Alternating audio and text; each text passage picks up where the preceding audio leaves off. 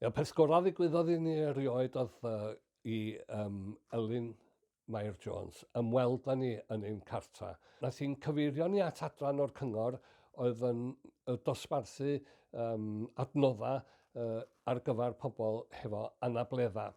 Ac yn benodol fe gawson ni reiliau i roi yn y stafell molchi a chadar i mi eistedd arni pan fyddai'n eillio fy ngwyneb yn y boriau. Tra oedd hi yma, a oedd modd i ni gael bathodyn glas gan y cyngor.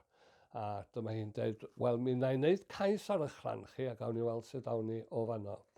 Ac mi ges i bathodyn glas ar ôl dipyn, a mae hwnnw wedi galluogi fi barcio ein moto bach ni o flaen drysa siop.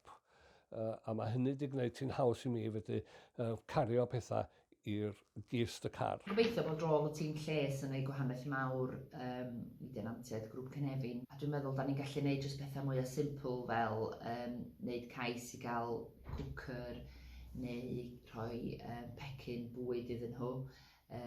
Da ni'n gwneud yn siŵr bod nhw'n cael be maen nhw fod i mewn budd-daledau.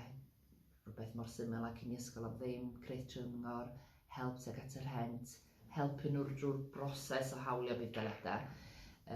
Sydd yn gallu bod yn gymhleth iawn i rhai pobl.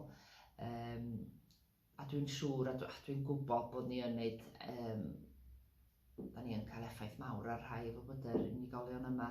Oherwydd mae nifer nhw efallai hefo anabledd corfforol a dyn nhw roed i hawlio'r budd-daledau cywir. Wedyn, wrth gwneud iddyn nhw, wrth eu helpu nhw i hawlio'r rhain, mae o'n neud effaith sylweddol ar eu bywydau nhw yn ariannol.